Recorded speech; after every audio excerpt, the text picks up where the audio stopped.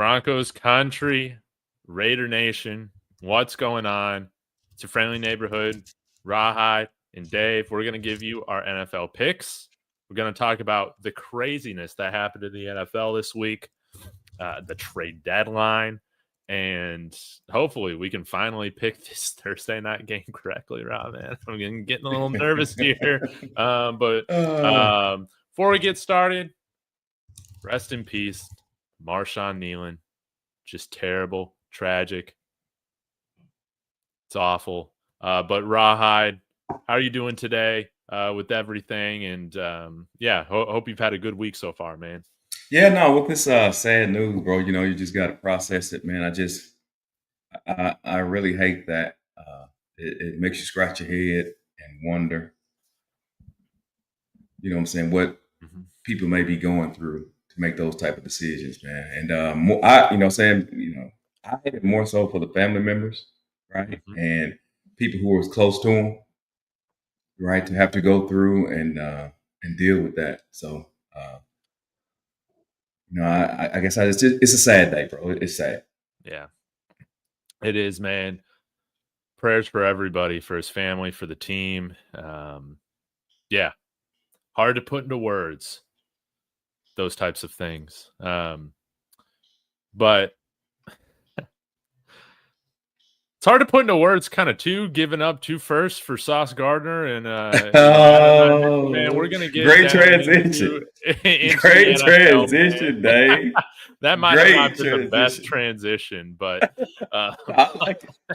I like it. Maybe that's why we're here on YouTube, not doing this in front of a studio audience. But I like it. But, man, it was a crazy trade deadline. I want to get your thoughts on that before we get into the preview and picks, man. You had, Jacoby Myers going to Jacksonville. We talked about Sauce Gardner a little bit on Tuesday. Did we see the Quinnen Williams trade? I think that came after on Tuesday. Yes, it came after.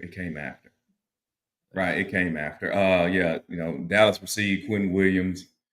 The Jets got a first-round draft pick in 27 and a second-round draft pick in 26, and also that defensive tackle, Mazi Smith.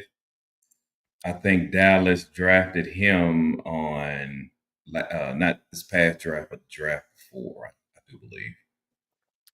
Okay. He's 24. No, I'm sorry. It was 3 years ago. So he got 3 years of experience. He's 24 years old. 6'3", 337. Yeah, so.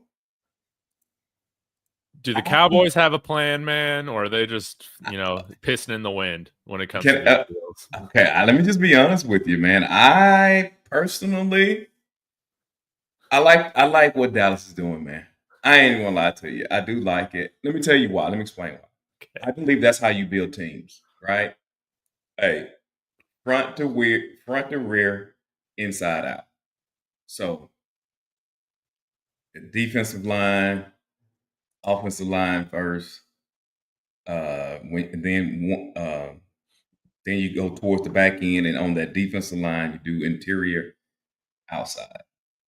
And I think they had to start over on that defense. I get it, right? People might upset, or people think it was a bad deal to get rid of my man at Green Bay, Michael Parsons. But what they paid Michael Parsons and what he gave you overall on that defense, I don't believe was good. I don't believe he helps.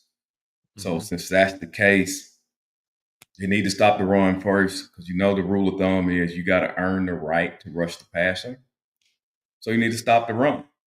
And I think getting Quinnen Williams there, and who they get from Green Bay, Carter, I think is that his last name? Kenny Clark. They got him, so they got 2 staples on the inside. They still got a draft pick, and they went and got Logan Wilson at linebacker. So it ain't gonna help this season, no. But I think it helps in the future. I'm happy for the Jets, man. They need to blow that thing up. They got these high salaries, and hopefully this is a positive sign that they're going to stick with Aaron Glenn.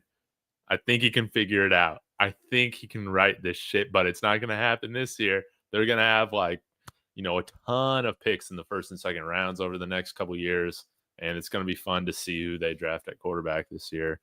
But anyways, let's So, Dave, get you in. don't like what Dallas doing? You didn't like that? I mean, I think it's it makes sense, right? Uh-huh. It makes sense, man. They're still gonna need an edge rusher. Yeah, you still They're gonna have to still gonna do need that. that, man. So I mean, I like it in a vacuum. I don't necessarily like this right after trading Micah Parsons, but you know, Mm. I I I think you make a very, very I think my opinion on it is a little bit more based in emotion. Oh, I got you. Yeah. You know, I don't like how the Cowboys operate sometimes. I just don't like it, man. Um, I don't think Jerry has a plan, man.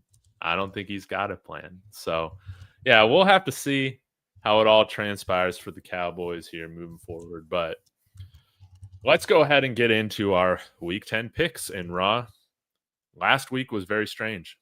We were basically picking all the same teams except Jags, Raiders, and it went into the final play, essentially, of overtime. On a 2-point conversion, the Raiders fail, and you move up one game closer to catching me in the NFL Pick'em. Now only 2 games behind. Want to get your thoughts on that, and then also, is this the end of Kyler Murray? We picked the Cowboys to win, but it was the Jacoby Brissett Arizona Cardinals that beat those Dallas Cowboys, man. Okay. Which one you want first? Which one you want first? Which one you want first? Let's talk about the Cardinals first, because then we can transition to Broncos Raiders. Okay, then. Raiders. Cardinals first. I think they got to do it, and I think the writing's on the wall. They put them on IR for 4 additional weeks. We're at week 10. That puts us at week 14. I don't know if they have a bye in the next 4, but it tells me that they are done with Kyler Murray.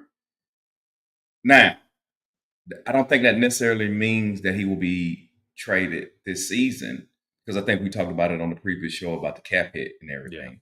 So there's a lot of money that they would have to absorb if they wanted to get rid of him. But I think as far as winning ball games and listening to people who make decisions there, it sounds like they want more of a prototypical, quiet, just about football playing type of quarterback. And I ain't mad at them for that, right? They're not looking for a showstopper. I'm not mad at that. And I'm not mad at Kyler Murray. I still think he's a great talent. But you cannot waste a top 5 pick on a wide receiver and not get anything out of him with Kyler Murray. And Brissett, you're getting some value out of your pick with Brissett playing the quarterback position. Mm-hmm. Mm-hmm.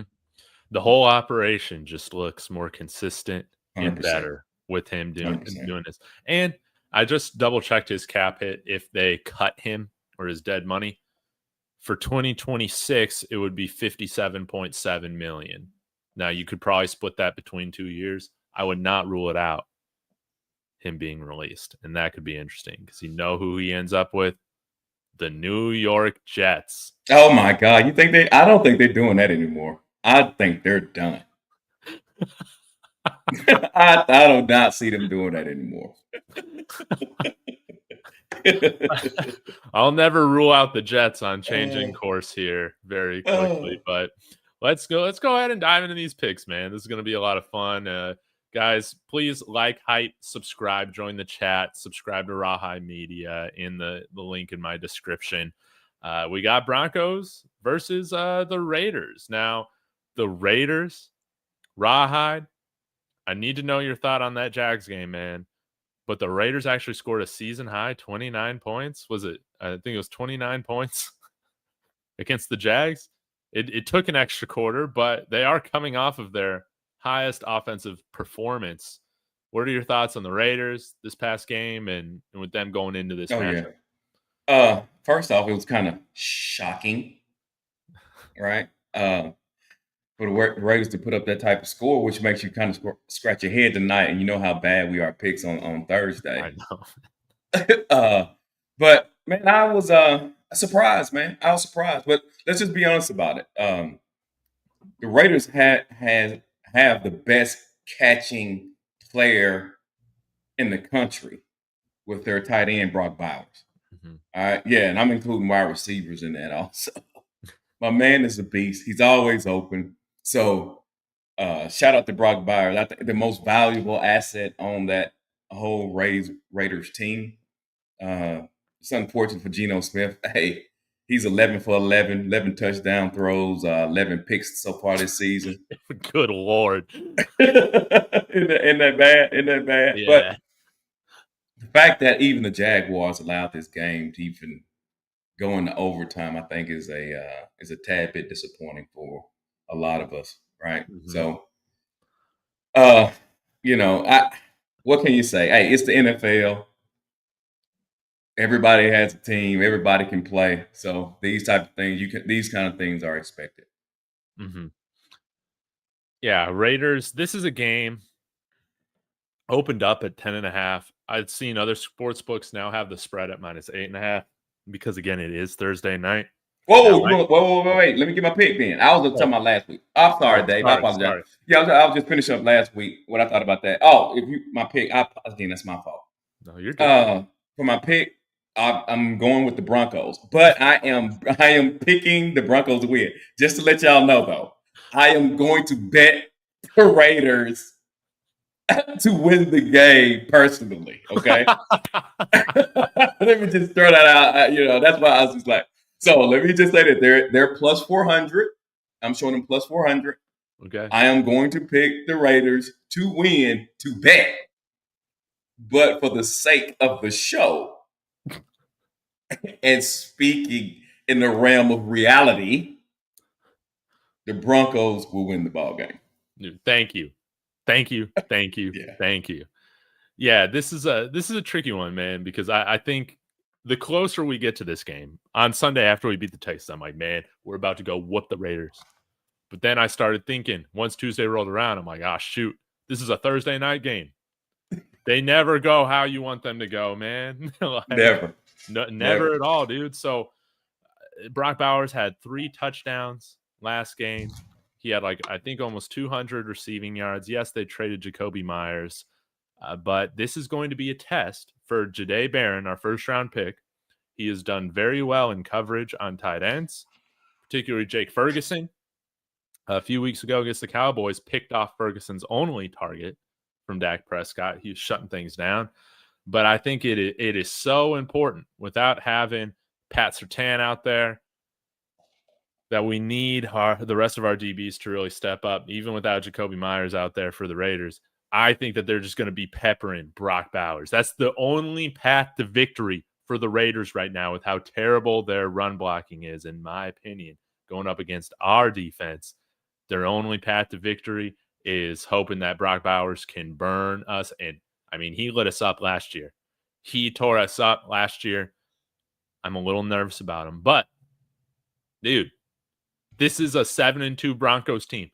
Number 2 in our power rankings, baby. They cannot lose this game. They got the throwback jerseys on. They're undefeated in the throwback jerseys, man. The vibes are at an all-time high. Bo Nix, I want to see him play a complete, 4 quarters. But we don't need a complete 4 quarters to beat this Raiders team. I'm just going to say it, man. So we'll see how it all goes, man. We'll see how it all goes. I want to read a few comments here really quickly regarding this game. So Crumble Cookie saying they never go how you want them to go for the away team, not the home team. Home teams have a way bigger advantage on Thursday, just as long as they're not the Buffalo Bills, baby. David's saying 44-20 Broncos. Vic says he's heading to the casino to do some gambling and watching the game. Send all the good vibes my way. Let's go. And David's also saying some Raider podcast members are saying Geno might get double-digit sacks put up on him tonight. I'm increasing my bet. They have just made. I went for putting a couple of dollars on it. Now I'm scratching my head. I think I may take the Raiders in triple-digit numbers now. Listen, Look, I have seen this happen so many times. Dave, come on, Dave. You got to be with me on this though. When you get all that, hey, when I'm hearing the Raiders podcast people talking about double-digit sacks, I'm like, oh my God, this is not gonna happen. I think Dude, I wouldn't be feeling this way if it wasn't Thursday night, dude. Just weird things happen on Thursday night now. I do got my Broncos, man. I do got my Broncos, but the Raiders, they got some guys that can step up and make some plays. And dude, we've gone this long into the show and we haven't even mentioned they got Max Crosby, man. And they do have Max Crosby. Max Crosby. Sometimes, man, the Broncos would have 3 guys on the offensive line blocking him last year, man. That's how good of a defensive lineman he is, man. That's how he might be the best pound for pound player in the NFL, man. Max Crosby. So what you got to do is simple. Stop Max Crosby. Mm-hmm. Don't let them complete passes to the tight end Brock Bowers. Mm-hmm. Special teams got to be good because it was terrible last week. Oh man, it was awful. And Bo Nix hit some passes there in the first half, and we'll be okay, man. We'll be okay. Yeah. So give me Broncos.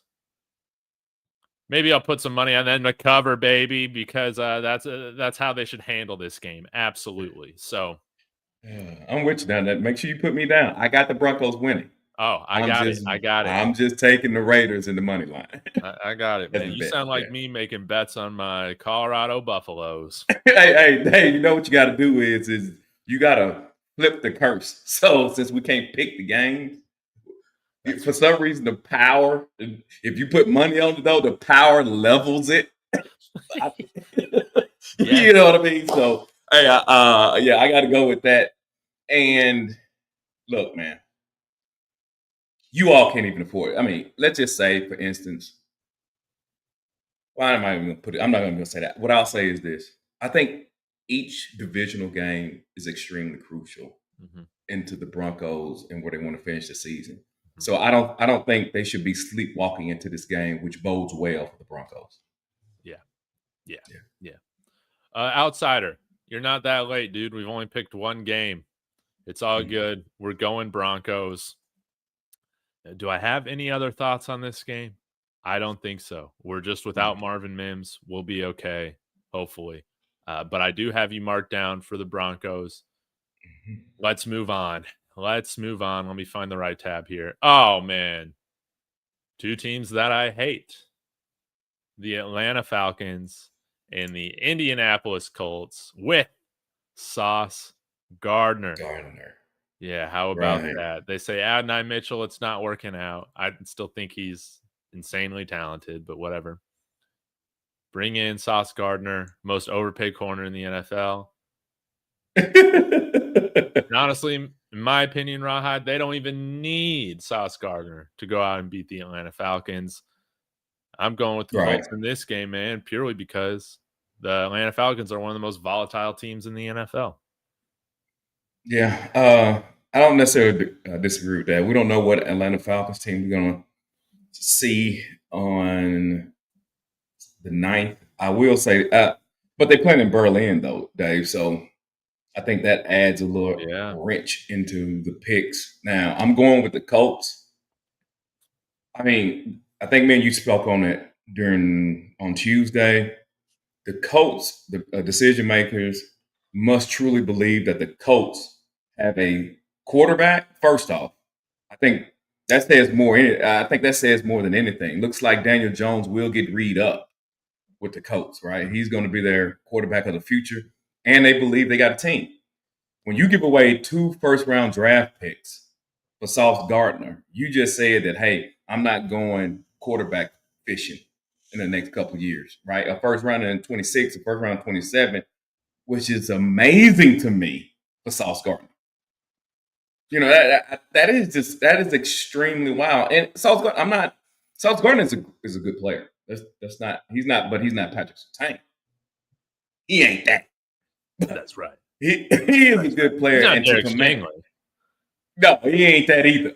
Yeah, he ain't that either. So to command 2 first-round draft picks, I am blown away about that. It looks like it's more so about the Colts trying to grab opportunity here. They think they can make a run, so maybe they see something that I don't see, and I'll end it with this. If I can make the bet, and I have not found anywhere where I can bet it yet, I am going to load up on a bet that the Colts will not win one playoff game. I love that you texted me that. Was it last night? Yeah. I'm with you, man. I'm with you. Yeah. And I will honestly, of course, being an AFC guy, be rooting for the Falcons to win this game. If the Falcons win this game, man, Colts instantly fall out of my top 10, man. Absolutely. And we'll see if the Daniel Jones experience that happened last week, if that was just a bump in the road, or if it's, the changing of the guard, so to speak. We're getting the real Daniel Jones back for the rest of the season. We'll have to see. Well, if y'all listen to me, please, if y'all see that bet somewhere, let me know. Let me know where I can get that, because I want to load up on it. Like, I wonder, because Kalshi, as well as ProfitX, former sponsor of the show, you can make your own bets. So you might look into that and see if someone will take the other side of, and I think the Colts will win a playoff game. We'll have to see how creative you can get over there. I'm not sure. Gotcha. Now, this is going to be a fun game, man. Your New York Giants up against Caleb Williams and the Bears. Dude, what was the end of that game against the Bengals? How about the Bears, man? I thought they were blowing the game. Was that the first onside kick recovered in the NFL this year from Cincinnati? I don't know if it was the first, but it's the first one I've seen. Yeah. And I mean, I was just shocked. It was great to see Colston Loveland come up with that big play. And honestly, man, I'm happy for Caleb Williams. They needed to win a shootout, man. The Bears needed to win a shootout. I'm happy that Caleb Williams had this miraculous touchdown drive at the end of the game for them to get the win. It was beautiful. And did you see Chase Brown's reaction after the game? Priceless. No, I missed it. It. In front of the media, if you got kids, cover your ears. But he's like, we go up to take the lead. Can we just finish the fucking game for once? Oh my god! But they 31 points scored in the fourth quarter. Yeah. 16 by 1, 15 by Cincinnati, 16 by Chicago, 15 by Cincinnati, man. Dude, they scored touchdowns at like 37 seconds, 49. You don't see that often. No. I thought it was a video. It was like Arena League football there, man. Super Tecmo Bowl from back in the day. I'm like, this is crazy. Insane, man. Insane. But I'm going with the Bears in this one, man. I know that you have a partiality or whatever towards the New York Giants, but yeah, who are you going with in this game? Yeah, I'm right there with you, bro. I got to go with the Bears also. I think the Giants need to go ahead and wrap it up. It's unfortunate for their head coach Brian Daboll. You know how I feel about him. I still think he's a good head coach, but it is what it is, man. I don't see them winning this game. They're playing in Chicago also. And I didn't even know. I just realized, just food for thought, man, the Bears the stadium that they're going to build, that's going to be a dome. Did you know that? Yes. Yeah. That's kind of, makes me scratch my head on that. When I think of the Bears, I think of I know, man. Hard-nosed, cold. You know what I mean? I feel like that takes a look away from it a little bit. But anyway, yeah, I'm going with the Bears, man. I think this should be they should not have very much trouble with them. It depends on what Caleb Williams does. If he's out there playing okay ball, they should win hands down. Yeah, I think so. I think Scottaboo means a lot to the Giants, man. I know a lot of people don't want to put any stock in that, but I think he is the type of guy that he kind of he gives them a little oomph, if you know what I mean. Yeah, and missing him hurts. I think so, man. All right, Buffalo Bills. They got their yearly win against Kansas City in the regular season.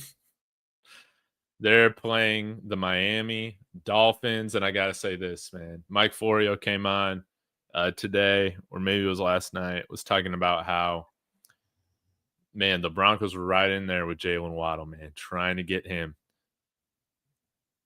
But they wanted a first plus, whatever that means. A first plus. My guess is a first plus a nice player, first plus maybe a third rounder, something like that as well. It's just a little too rich for their blood. Killing me, man. That would have been awesome if we could gotten Jalen Waddle out here, but it is what it is. I thought Miami would have moved on from a few more guys after firing Chris Greer and, of course, trade Jalen Phillips to the Philadelphia Eagles. But, man, I got to comment on this, man. Chris Greer, I think he was the GM there, 8-9 seasons or so? Yeah. Not one playoff win, man. That's insane he had that long of a runway. Right. Right. And he was homegrown. I think he was a scout and he moved all the way up. So in the organization. So yeah, it's biggest mistake they made. They didn't listen to the head coach and draft Justin Herbert. It's the biggest mistake they made. As a matter of fact, they made two mistakes. Well, in recent. They did the exact same thing to Nick Saban. Nick Saban wanted Drew Brees. The Dolphins wanted Dante Culpepper. They got Dante Culpepper, and we know what happened to him. So he was nothing. And we know what happened to Drew Brees. He went on to win the Super Bowl in New Orleans that never wins. And those are two key mistakes that the Miami Dolphins has made. And I would call kind of recent history of the organization that has set that organization back years. You know, so they just messed it up, bro. They messed it up. But this game, the Bills and the Dolphins, I said all of that, Dave. I am taking the Bills, but let me say this. I was hesitant. Tell me why. Reason why the Bills are going to the Dolphins, and the Bills just came off that big win against Kansas City. They just came off that big win, Kansas City, which is their in-season Super Bowl. They're going to the Dolphins to play. And I was like, they may be primed for an upset. I wasn't convicted enough to pick them, but I want to throw that out there, guys. So if you're watching the game and it doesn't look very well, you know you heard it here first. Yeah. Throw some money on that plus 9.5. You know what? I probably will. It's plus 450. So right now I'm showing plus 450. So yeah, I probably will. As a matter of fact, I'll probably parlay it. I'll probably do it both ways. I'm gonna go to Raiders tonight. I'll probably go to Dolphins, and then I'll put them together for a 2-game parlay. Beautiful. Yeah, I'll probably do that. Yeah. Beautiful. I'm going with the Bills. That's all I gotta say, man. They're top 10 team going up a team that's not top 10, bottom 10. Bills, baby. And let's move on to, I think, a very, very exciting matchup. And I got to hear your thoughts on this first. The New England Patriots at 7-2, going into Tampa Bay, coming off a bye week, right? I think they're coming off a bye week. 6-2. They're injured like crazy, but I'm going to read the injuries right now. Chris Godwin's questionable. Bucky Irving's questionable. Hassan Reddick, questionable. That's all we got right now that matter. Thoughts on this matchup, man? Where are you going? You say Marquise Watts. He don't matter, huh? Oh, did I miss him? No, I don't know how vital he is, but I'll say this. But he's got one tackle. Yeah. There you go. now, the New England, they got some questionable players too. You know, Christian Gonzalez, Christian Ellis, Keishawn Booty, right? So I did take a minute to look this game over and try to get a pick out of it. I felt like if me and you differ on the game, it'll probably be this one. I am leaning, or I picked the Buccaneers simply because they're playing at home. Even a matchup predictor has them at 57.5% to win. And they're minus 2.5, which really says that the New England is favored by a half point. Mm-hmm. Tampa Bay being at home to get the 3. So I think it's going to be a great game, and I think again, from our Tuesday show, if y'all hadn't seen it, please tune in to our power rankings. Is that we mentioned on that show that we will find out what the Buccaneers are in the next 3 weeks, and this is one of the games. So I am going to go with the Bucs. I don't feel extremely confident about it, but since they're playing at home, that's where my pick is going to go. You're killing me, Rawhide. I'm going with the Bucs too. I think. What? Yeah, I know. I kind of dogged on them on Tuesday, but thinking about this, New England Patriots have had one of the softest schedules in the NFL right now. And the Buccaneers, I think they've had a lot of really tough tests and a lot of impressive victories. So I think they get an ugly win, man. Yeah. I think the game might be a little bit all over the place. But if they can muddy it up a little bit, Tampa wins those games. So I'm going with Tampa Bay and Baker Mayfield, one of the best quarterbacks in the NFL. That's right.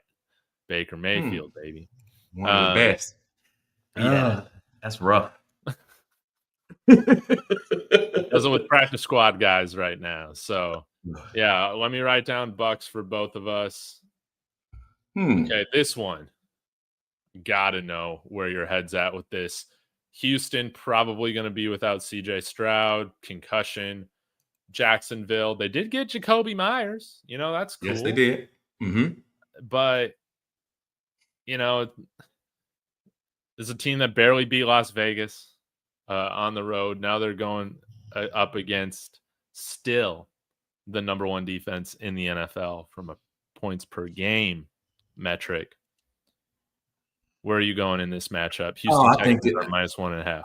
Honestly, I don't think this is going to be a difficult game at all. I'm showing CJ Stroud is going to be out. I don't know if Jacoby Myers is going to play in this game since he just got traded, but I got the Jaguars winning this game fairly easy actually, and also Jacksonville's kind of beat up too. Houston's for sure, but Jacksonville's kind of beat. I got quite a few people that's questioning for the game, but I don't see a reason why Jacksonville shouldn't win this game. Now, again, I think we spoke on it earlier. It's the NFL. Jacksonville had a hard time with the Raiders. If that's any indication, I understand why a person would doubt this game. But with CJ Stroud being out, bro, I got to go with Jacksonville. Oh, I love this. I'm going with Houston Texans, man. What? Yeah. I'm going with the Houston Texans. Hear me out, man. Hear me out. I think this defense, they're going to obliterate the Jags, man. I don't trust Trevor Lawrence going up against this elite defense that they got. No way. I think it could be turnover city with a quarterback that has been turnover prone. And then let's talk about Davis Mills, okay? Davis Mills. He didn't play very good, really, once he got into the game, man. But he didn't take the snaps all week. They weren't preparing for him to play quarterback, right? 100%. They get the whole week to prepare with him. And I think Davis Mills is one of the better backup quarterbacks in the NFL. That's just my opinion. They got Nico Collins back, and they're a desperate team, man. They're a desperate team. Where are they at? Like 3-6 right now? I think something like that. They have to start winning a lot of games to get back in the playoff picture. But if the Indianapolis Colts lose on Sunday morning, that could give them another big, bump of energy to go out there and get this victory, man. I don't think the Texans have quit yet. I don't think they've quit. With that defense, they have not quit. Give me Davis Mills to get the victory over Jacksonville. But mainly it's because of this defense, man. I'm picking this defense. Trevor Lawrence can't beat elite defenses. Okay. All right. I got you. I don't have very much faith in Houston. They hadn't been good. Let's just be honest about it. They hadn't been good all season. And now they're playing with the backup. I get it. I don't know what to say, bro. What do you say to that? I don't know what to say. Dude, I was just a big Jaguars believer at the beginning of the season, man. And I think it took about 4 or 5 weeks for me to just completely give up on them. So think about that for a second. We don't believe Houston has been good at all this season. No. Right? And now not only we couple that with they're missing their quarterback. Hard for me to pick them to win. But again, it's NFL, bro. Anything can happen. I give you that. Anything can happen. Anything can happen. And I guess it kind of evens out because, Cam Little, he can hit a field goal from like 80 yards, I guess, if they need to. But, the Texans, they got one of the better punters in the NFL. So the Jags probably are going to be going long fields every single time when they have possession. So this actually might be a game that I pay closer attention to than, I would have figured maybe a couple days ago. I'm with you. Okay. Another tank bowl that I might pay attention to is the Cleveland Browns. I think they're coming off their bye, right? They didn't play last week. Dylan Gabriel going up against, I guess it's going to be Justin Fields again because they got the win. They got the win 2 weeks ago. Both of these teams, I guess, are coming off their bye. Going to New York.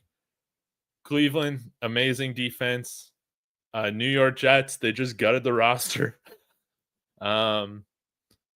Yeah. How do you feel about this? Cleveland's -2.5 at home. Oh, or on the road, rather. Okay. Well, let me start off by saying this: Cleveland Browns. I don't know what they're doing. Okay. And what I mean by that is now maybe his contract is untradeable.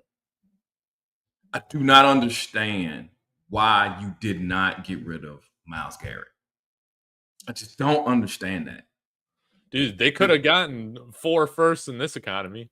You're right about that, bro. I mean, you're at a point where you're going to be, which you are. Let's just be honest about it. The Cleveland Browns, they are the knockoff version of the Pittsburgh Steelers. So Pittsburgh Steelers is craft.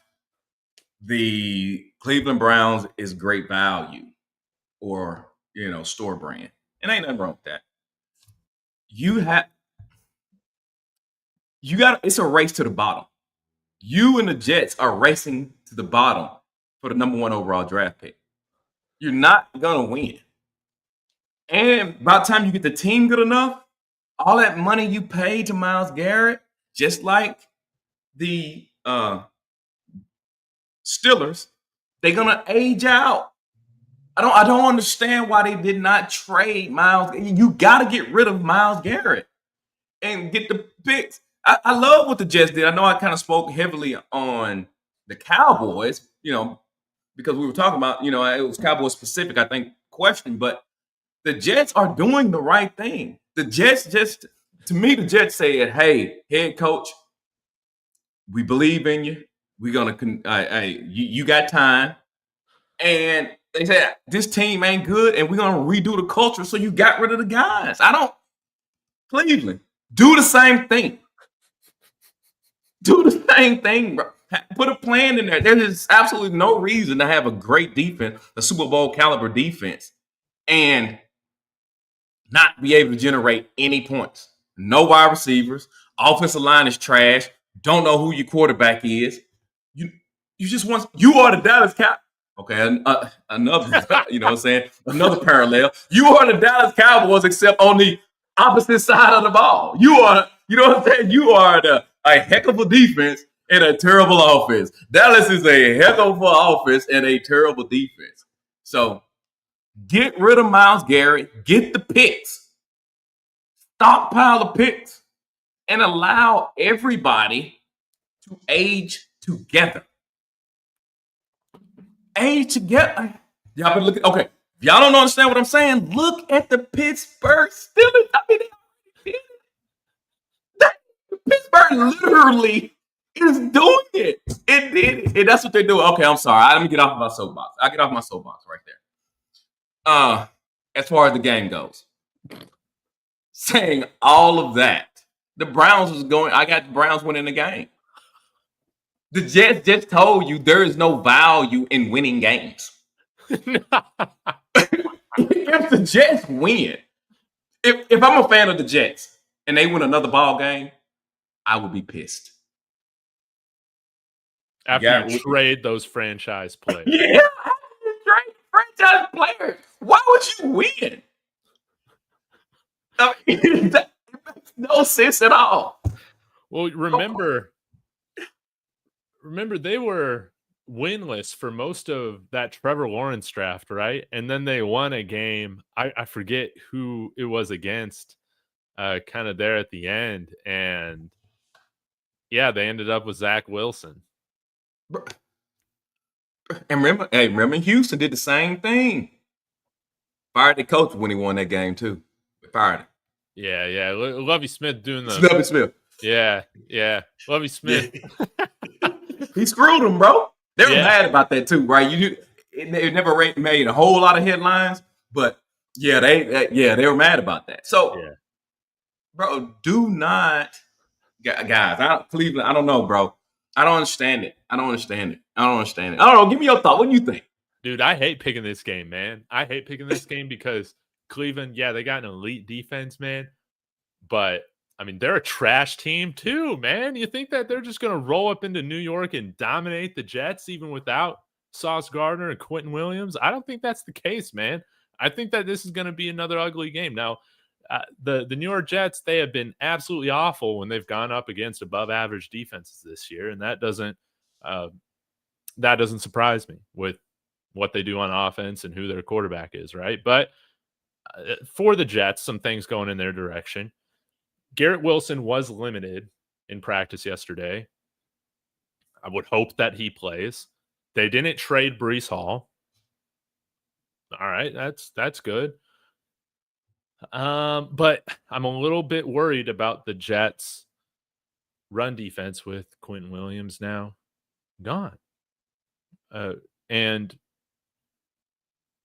the Browns can't pass the ball, man. They can throw to the flats. They can throw screen plays. But they don't necessarily need to put a lot on Dylan Gabriel, in my opinion, to win this game, man. Go with your running backs. Quinshon Judkins is healthy, right? I want to make sure before I go out and pick the Browns. He's not on the injury list. No. Dude, he's been the best running back out of this rookie class this year. Quinshon Judkins. Which I feel so justified in that, I just got to say, because although I suck at fantasy football, in my dynasty rookie drafts, I picked Quinshon Judkins over Travion Henderson. And everybody was telling me to take Travion. He hasn't been very good in New England, but he also hasn't gotten a lot of time. But Judkins has been awesome. So I see this as a low-scoring game. What's the total points? 37.5. I'm hitting the under on that, baby.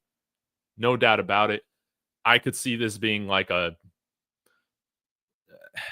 16-14 game. Something terrible like that. So I'm going Cleveland to win this game. But I'm going to be rooting hardcore for the Jets, man. I want to see them win this game and see the reaction from the fan base, dude. I follow. They are going to lose their mind. Outside of Broncos channels on YouTube with the NFL, I follow Jets channels the second most. I watch so many Jets content creators, man.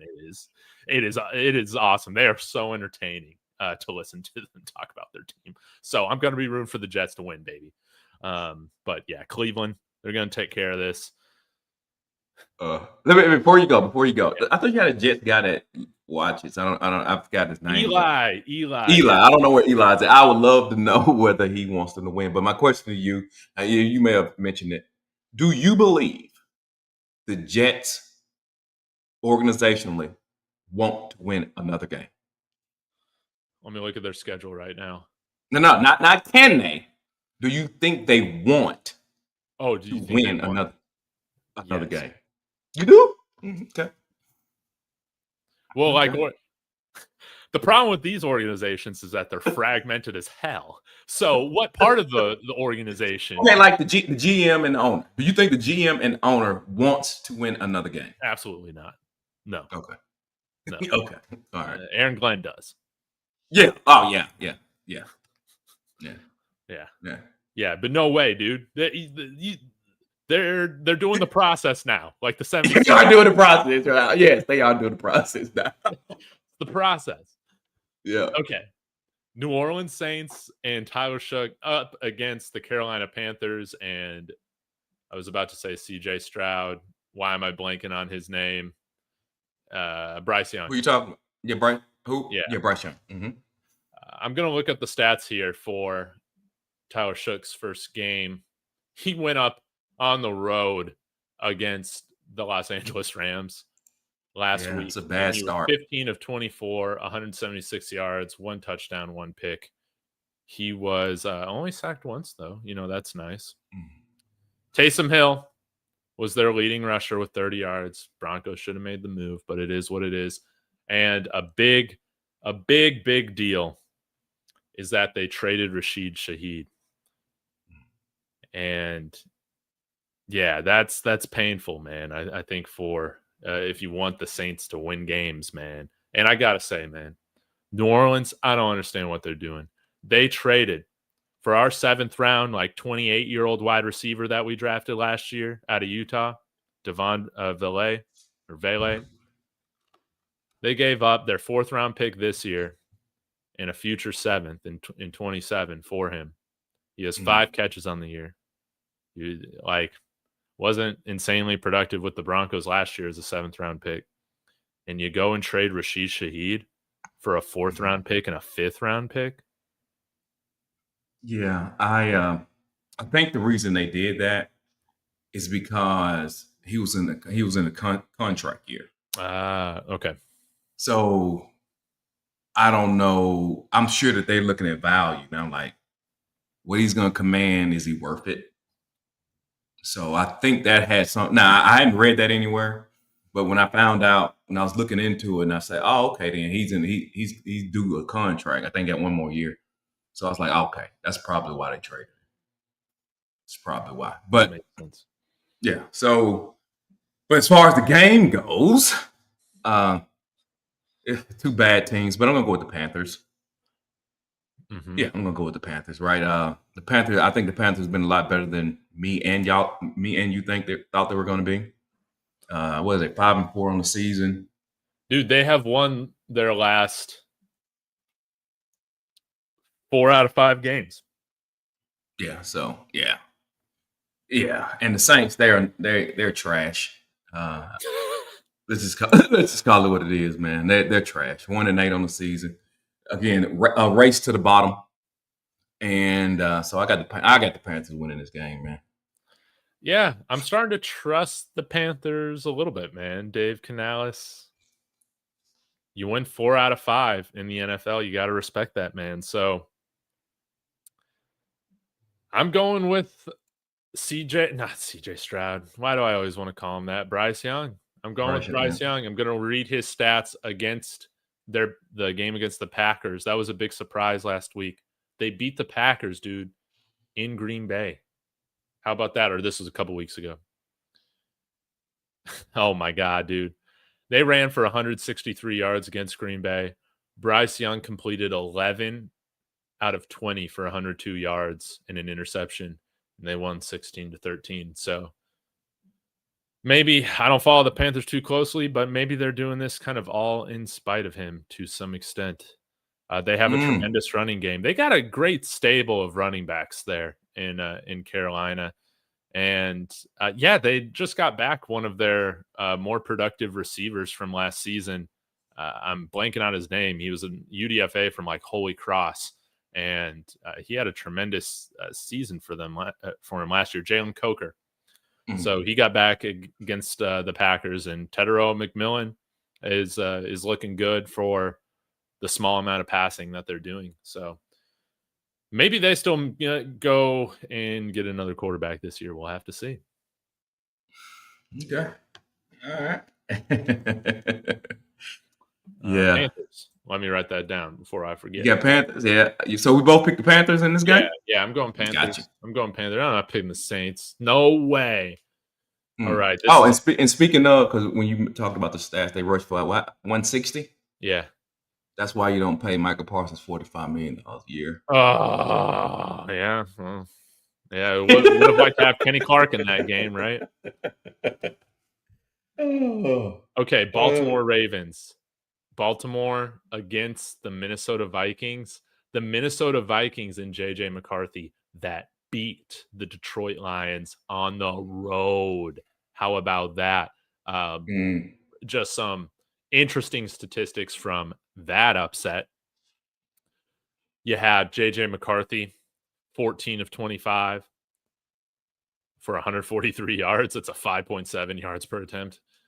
2 touchdowns and a pick. He also took 5 sacks. But again, their run game, Aaron Jones came back and Jordan Mason came back. They ran for 142 yards to collectively as a team. Yeah. What'd you think of J.J. McCarthy? He didn't answer any questions. How about that?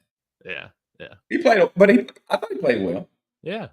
I thought he played well. So he didn't answer any questions, though. No, he didn't. So, and he's probably going to play well this upcoming game against the Ravens because that defense is still trash, or barbecue chicken, as I mentioned earlier.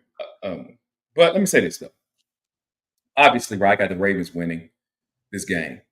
I love the Ravens in domes. I love them in domes, bro. I love them. And they go into Minnesota. It's a dome.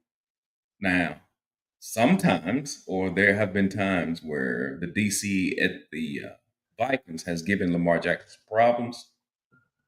I don't think that's going to be an issue this game. As a matter of fact, I feel pretty confident about this game. I feel like the Ravens should run up the score on the Vikings. The question is, how much is the Baltimore Ravens defense going to give up? I didn't think Namne Matabike injury would matter that much. I get it. I know he's an all-pro and he's an interior guy, but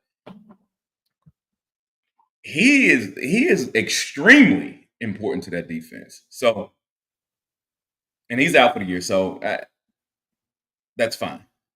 But before we go too far in this is the question that I wanted to ask you that I talked about before the thing. Okay. Dave, who do you think there's more pressure to win the NFC North today, Rodgers or Lamar? The AFC North? Who do you think had more pressure on? I think it's Lamar quarterback. I think it's Lamar Jackson, dude. Okay. I mean, Aaron Rodgers is past his prime right now, man. Yeah.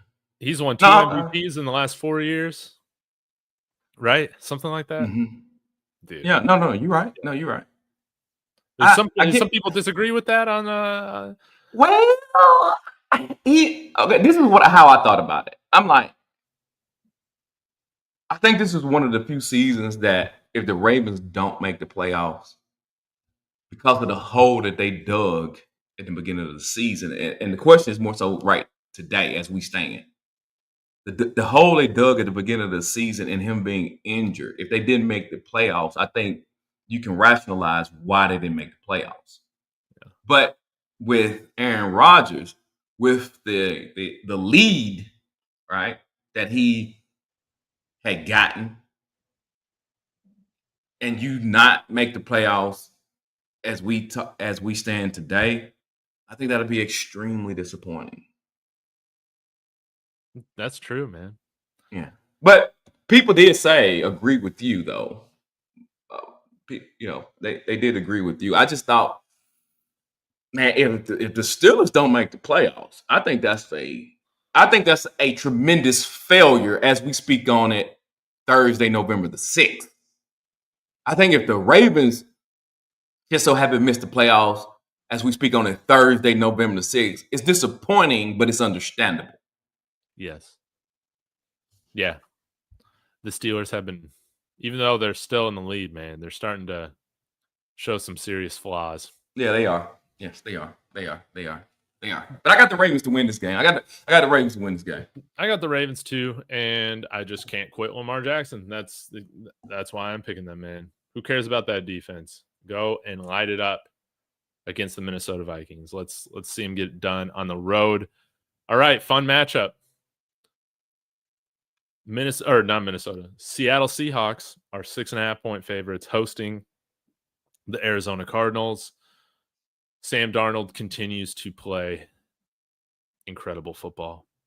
Now gets another weapon in Rashid Shaheed. I really like what they're building there on offense. Of course, their defense is always going to be very good. And they take on Jacoby Brissett and an Arizona Cardinals team that I think could play the Seahawks pretty tough. That's my opinion on this. I think the Cards got a chance.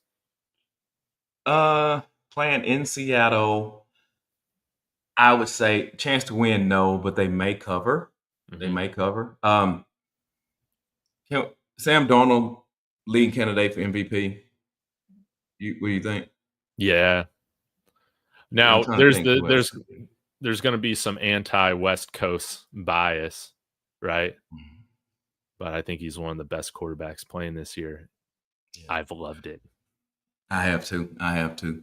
So yeah, I'm thinking he's probably, at this point, he's 16 touchdowns this season, 2,084 yards. I guess Matthew Stafford may have him, and Matthew Stafford and my man at Baker Mayfield may have something to say about it, but I think Seattle has been more than impressive this season. Shout out to him.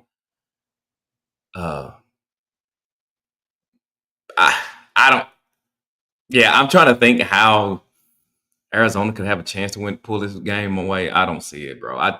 Going into Seattle, if they were playing in Arizona, I'd feel a little bit different, but going to Seattle, it's an extremely difficult place to play. Yeah, I think Seattle's going to win this hands down. I think so too, man.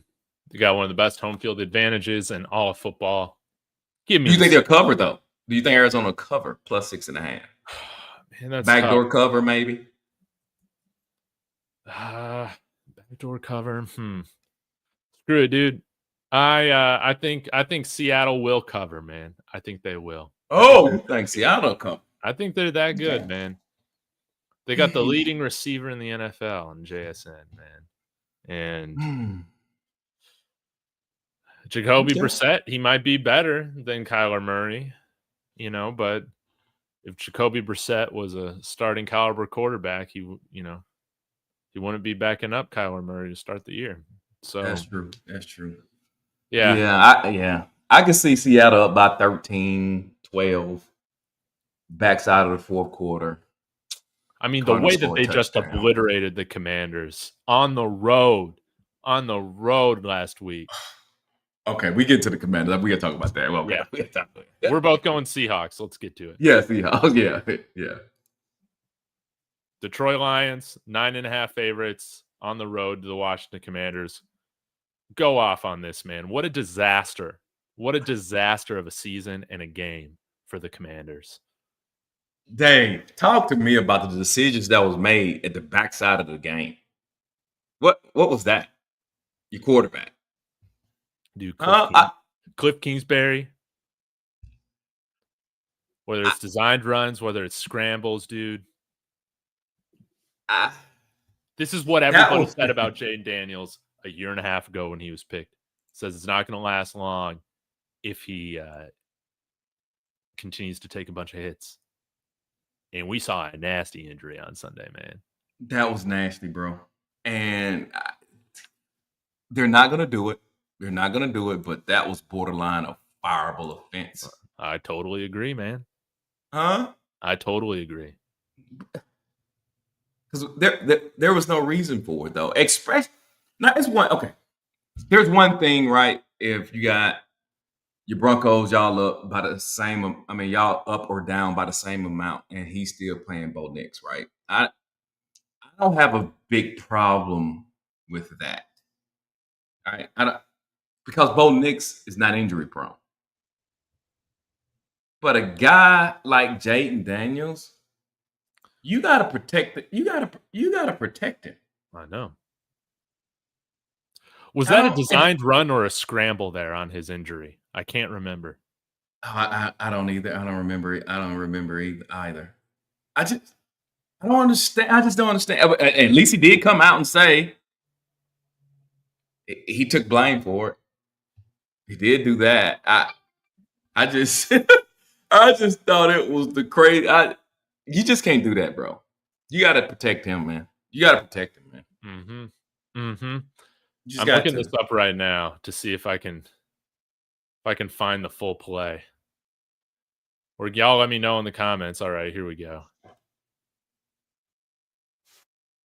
Yeah, Dude, they called an RPO, dude.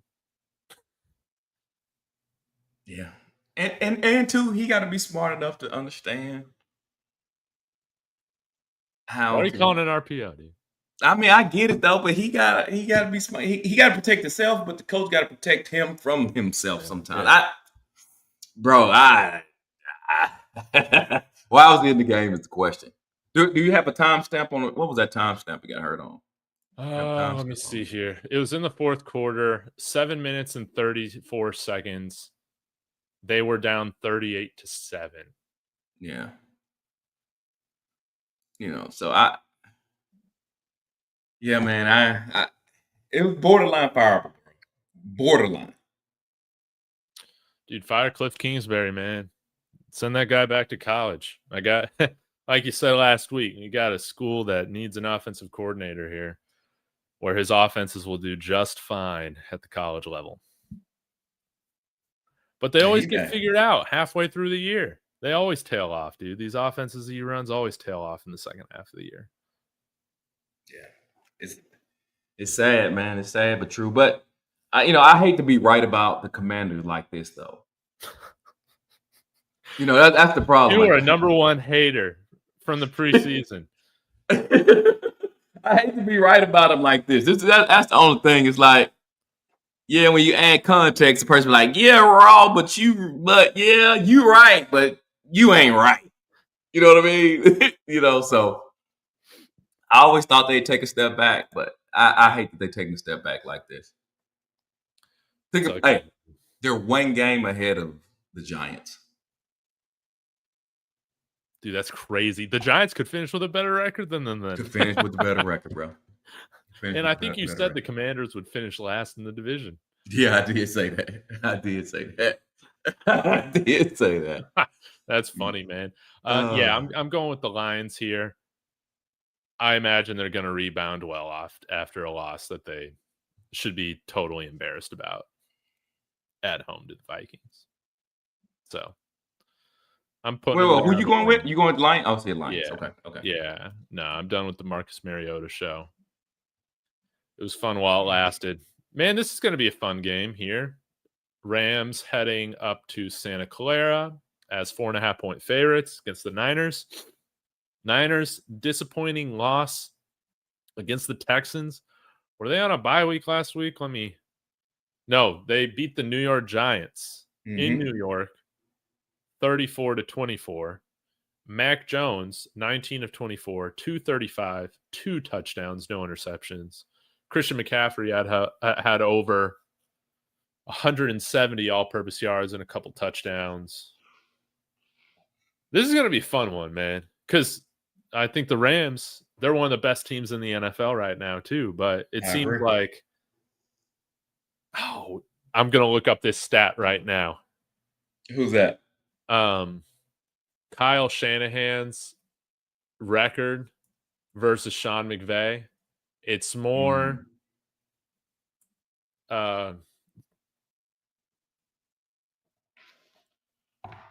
okay. Listen to this, dude. You'd think it would be like close to even, right? With these teams and coaches, dude. Kyle Shanahan is 11-7 against Sean McVay. Oh, really? Didn't know that. Yeah. Didn't know that. Yeah. It seems like the Niners, man, they always play the Rams tough. And they beat them earlier this year in LA, right? Let me pull this up. What was it? You said earlier this year, the Rams? On Thursday Night Football, they beat the Rams in LA 26-23. Yeah, in overtime. It went to overtime. Yeah. Yeah, they kind of gave that game away. Yeah. But Dave, I hear all that. Yeah, I got the Rams though. I got the Rams, bro. I got the Rams. I'm sorry. I got the Rams. No. Yeah, not falling for it. Rams, I mean, the 49ers are so injured. And also, let me ask you a question because you talked about that, McVay. Do you think he's a good coach? I think he's a fantastic coach, man. What about my man in San Francisco? You think he's a good coach? Kyle Shanahan, I think he's a fantastic coach too. I think they're two of the best coaches in the NFL. Okay, okay. My question to you is why do you think it ain't got to be in depth? What do you like about McVay? His photographic memory. I mean, he can call back pretty much any play from any time throughout his career in the situation. So one, I think he literally is like has genius IQ. Everybody gets better with him. When you go to the Rams, everybody gets better. Yeah. And I think I just like head coaches that are geared towards the offensive side of the ball, but they're involved in all three aspects of the team, man. Sean McVay doesn't check out on defense or with special teams, man. He's involved with everything. Kyle Shanahan's the same way. Gotcha. Okay, I just want to hear the fact that you said that people get better when they go there. All right, that you sold me on that. I think that's legit. I do think Kyle Shanahan is a little overrated. I do believe that. I think he's a little overrated. Well, Kyle Shanahan's a little bit more arrogant, and you see his flaws, I think, a little bit more clearly because of his attitude and his stubbornness. Yeah. He's just like his dad in that way. Yeah, I'm not gonna hold. I don't hold the Super Bowl loss when he was the OC on him when he was at Atlanta. Yeah, I don't hold that on him like a lot of people do. I still think that's a head coach issue. That's not an OC issue. And if you ever listen to me talk about OCs and head coaches, I never do that. But also, I just think that he has gotten into some great situations before. Not to say that he doesn't know what he's doing. I do think he knows what he's doing. I think he can lift an organization. I don't know if he can build an organization. Now, you follow me? Yeah. It was very strange once you're talking about that. The first coach that popped in my head was Marty Schottenheimer. Mm-hmm. So you kind of like Marty in that way?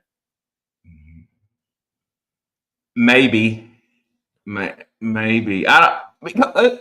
take San Francisco for instance. What they were just. When did he take? Are we talking about Kyle Shanahan or Sean McVay? Kyle Shanahan. Okay, cool. That's who I thought we were talking about. Okay, Kyle Shanahan. Who did he replace Harbaugh immediately? No, they had that. They had Kelly. Chip Kelly. Yeah, they had. And then Chip they had Kelly. one other coach that was before Chip Kelly, right? The offensive line coach or whatever. But the bones was there though, right? I mean, yeah. So I just think I don't know if he's a builder, bro. It's his system, though, dude. I think again, it was just like Mike Shanahan, man. You don't need the best players on offense, and you saw that even before they acquired Christian McCaffrey, man. You had guys like,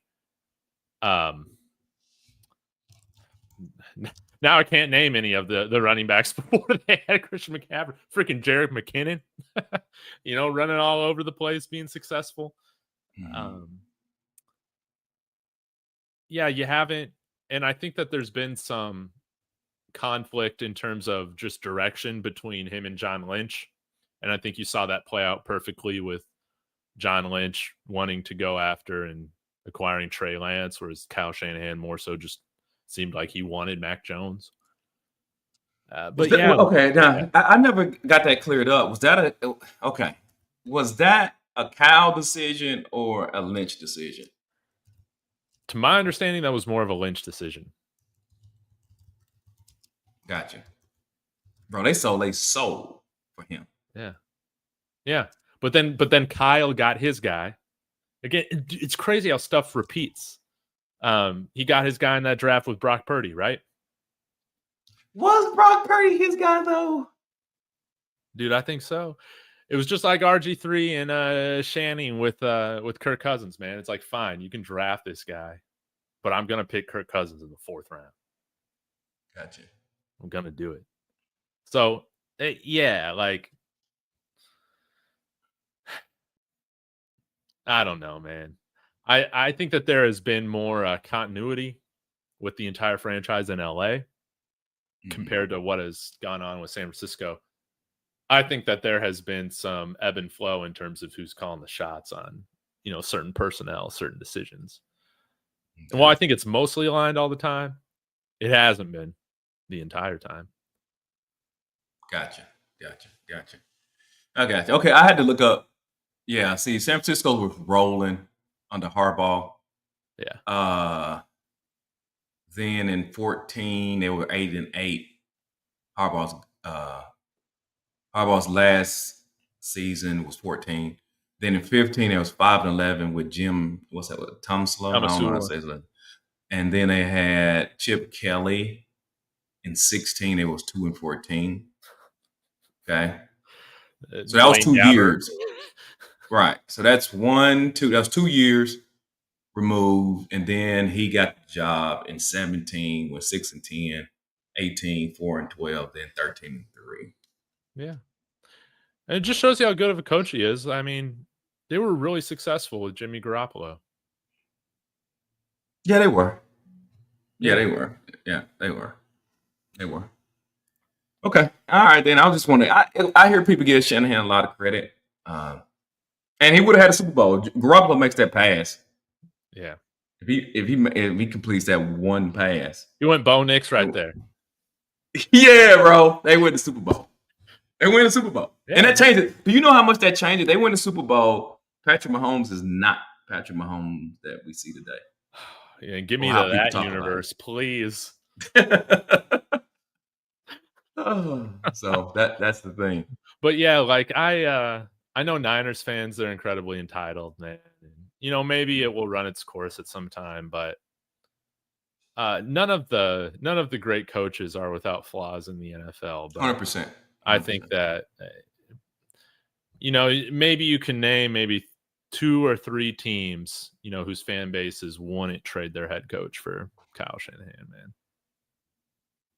In a vacuum. Yeah, I'm with you. Okay. Pierre Parcells, go to Cincinnati, if you don't mind. Go to Cincinnati? Yeah. Oh, did we even pick this game though, or are we still on this game?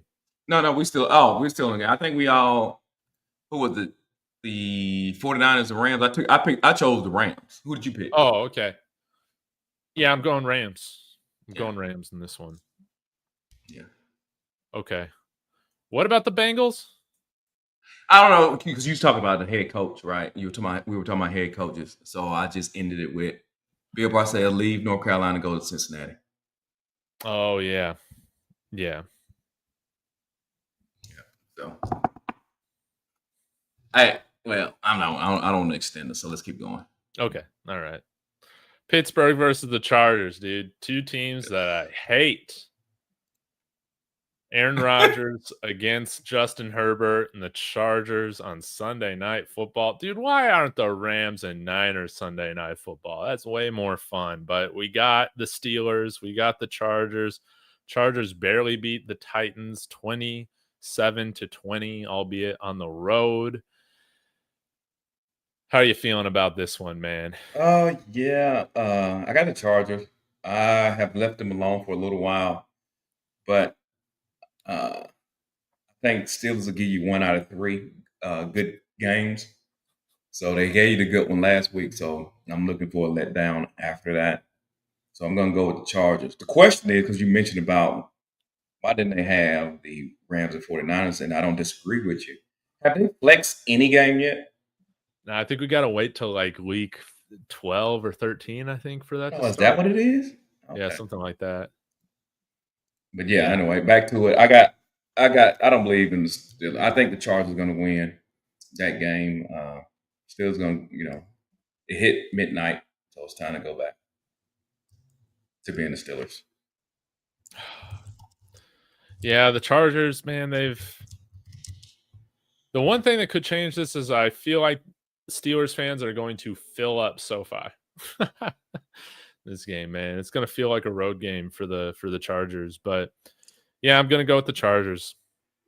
Going to go with them. Justin Herbert is a better quarterback right now than Aaron Rodgers, and I don't feel like that's a hot take. So that's all it is. And you're right about the Steelers' inconsistencies. Yep. Man, great word there, Dave. Great word there. All right. Uh-oh. $45 million man.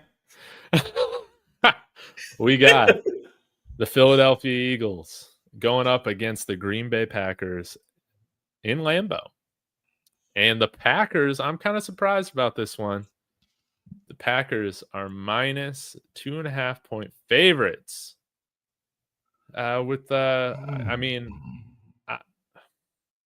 Personally, I think Philadelphia is a substantially better team right now than Green Bay. They are coming off a terrible home loss to the Panthers. Maybe you could argue statistically, the odds of them losing back-to-back home games are just very, very low.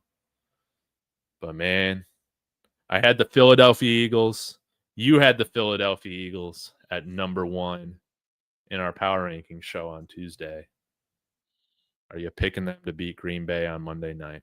Absolutely not. But as you just said, it's the probability of them losing back-to-back home games. It's crazy, but yeah. But no, I'm going with the Philadelphia Eagles. Maybe they found their problem with the running game. We know the last game that the Eagles played, Saquon Barkley. It was all Saquon Barkley, baby, and I like to see that. 150 yards rushing on 14 carries. Even use him out of the backfield a little bit. Scored a touchdown, receiving touchdown, 4 catches for 24 yards. I like that. I think that's the offense they need to play. Yes. And they didn't have A.J. Brown playing. So that may have made a difference. That's interesting. Yeah, too bad he can't get off that contract. He's questionable for this week. There you go. And I don't think it does. I don't think it did him any favors. Now, granted, they did play the Giants, right? Let's don't act like they played some killer team. But I don't think it did him any favors to look like that and him not playing. Oh yeah, hopefully gives the Eagles more leverage to say, "Shut up, man, do your job." Exactly, bro. Exactly. Man. Go read that book. We don't care. Dude, Jalen Hurts, got to give him his props. 15 passing touchdowns on the year to only 1 interception. How about that? Mm-hmm. Now, he has taken 25 sacks this year. Yikes. But, yeah. Jalen Hurts has 20 touchdowns. Bo Nix has 20 touchdowns. I heard him comped to Jalen Hurts this week. Bo Nix comped to Jalen Hurts. Not sure how I feel about that, but I don't think that's a bad thing, though. Yeah, I guess not. They're just inaccurate at times, but when the game is on the line, they play their best. Mm-hmm. So I'm going with the Eagles in this game too. Wow. Sorry, Green Bay. And I still think Jalen Hurts top 5 quarterback in the NFL if we're using people's standard way of looking at it. He's a good quarterback. He's different. You know, he's not a pocket passer type of guy. That's okay. And I love the way Philadelphia play.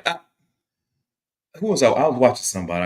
I don't recall. Maybe in the Ravens. I was watching somebody, and it's second. No, it was the Ravens. I think down on the goal line. I think it's 2nd and 1, and they're not in a formation that guarantees a first down. Mm-hmm. What I mean by that is this: when I watch Philadelphia, if it's 2nd and 1, they will tush push it. Yes. Hell, if it's 2nd and 2, sometimes they'll do that. They'll tush push it, right? They don't wait until it's 4th and 1 or 3rd and 1. They do it. When I watch the Eagles, their objective is stay and get first downs. Continue, stay in short yardage, get first downs. Our goal is to get first downs, period. It ain't nothing else. 2nd and 1, tush push, get the first down, start over. You know what I mean? 3rd and 1, tush push it, get the first down, start over. I see too many organizations, man. 2nd and 1, third, and I get it. Somebody I know, people in the chat. Well, sometimes what you want to do is just try to make a big play because you feel like you're ahead of the chains, and you can get it on the next down. Mm-hmm.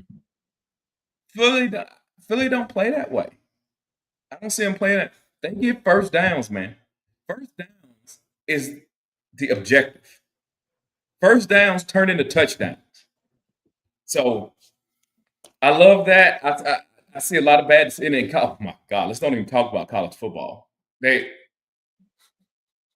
don't think college football understands short yardage. I think that concept is gone. But man, I respect Philly and how they do it. My bad. Yeah. I know I got on a tangent again, but I'm curious, Ra, if you have a few minutes. Oh, I got it. Since we've been talking about coaching a little bit. Right. Who would you say, and you don't have to rank them, just put them in a group. Who would you say are the 5 best coaches in the NFL right now? Head coaches. I don't have to rank them. No, just give me a group. Give me Kansas City coach, Kansas City Chiefs coach. Andy Reid. Give me I'll take the Chiefs, take New England. Vrabel. I'll take Steelers. Mike Tomlin. I'll take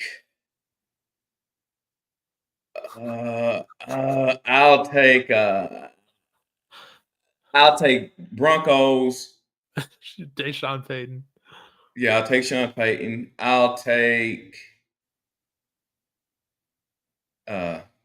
Rams. You take Sean McVay. Yeah. Man, you really put Mike Tomlin in that top 5. Okay, we're talking about coaching, right? Yeah. So how I define coaching is not necessarily about wins. I define coaching by what you get out of. Can you make a meal out of smack ramen noodles? Okay. A 5-star meal. So yeah, I got Mike Tomlin in there because that offense has been dead and they don't have losing seasons. And they play in arguably the toughest division in football. Maybe not this season, but in general, I think if we go back, 10 years, we would. I think there's an argument to be made. AFC North is the most difficult division in all of football. Mm-hmm. So I got to get that credit. You got to be pretty doggone good not to have a losing season and play in that division and to be that handicapped. Yeah. Maybe he's not the greatest offensive talent evaluator. But again, that leans so much on I don't in the NFL, talent acquisition, I don't put coaches into that.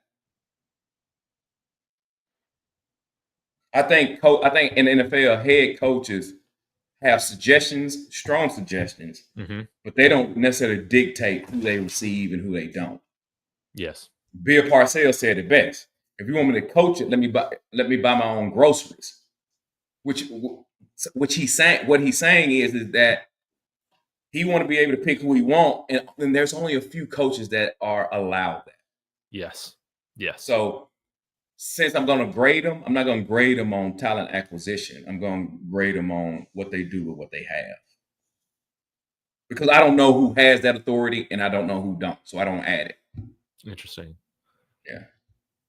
And I guess Vrabel kind of falls in that sort of category as well, even though he's having a really good year with New England this year. But that's kind of what he did at Tennessee. Just got a lot out of those guys.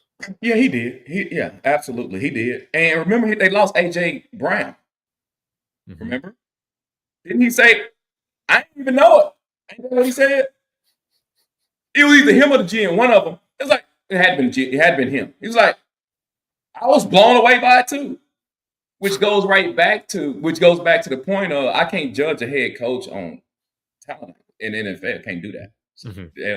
So I don't know. Now that you mentioned it, who you have? Give me your top 5. All right. In no particular order. Okay, no particular. I got to throw in Sean Payton, Andy Reid. That's where we agree. I'll throw Kyle Shanahan in there. I'll throw Sean McVay in there. And honestly, man, it's hard to say with the brand of football that they play that Nick Sirianni isn't one of the best coaches. Oh, my God. I'm glad you mentioned that. Oh, my God, I'm glad you mentioned that. But I hate you put him in it because I was going to come back. I thought you was going to say somebody else. Yeah. But you came back. See, this is why I don't use wins as reflective if you're a good coach or not. Because in my list, if we use wins, I gotta kick Shanahan out and add Nick Sirianni.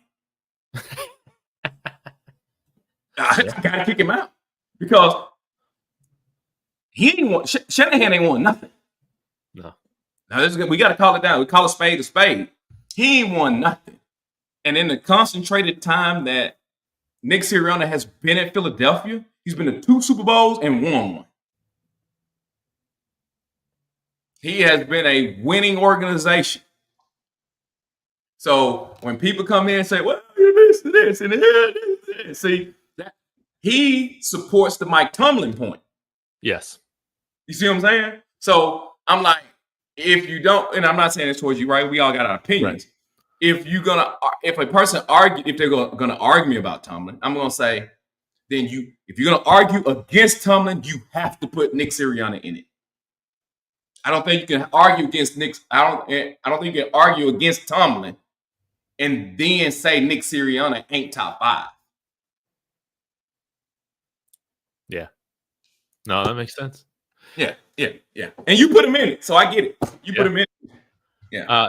And with how the Eagles are talked about, man, it's just the standard for them is just so high. So anytime they're not looking close to perfect, they're all going to be criticized. But again, I have, I favor coaches that are offensive gurus type of guys or whatever. But Sirianni seems to navigate the OC position pretty decently, it seems. And again, they play a brand of football on offense and defense that is just very hard to beat. And he navigates through the divas and the distractions of Philadelphia really well, man. Not a lot of coaches are built for it, especially long term. And he's shown that he can, weather those storms.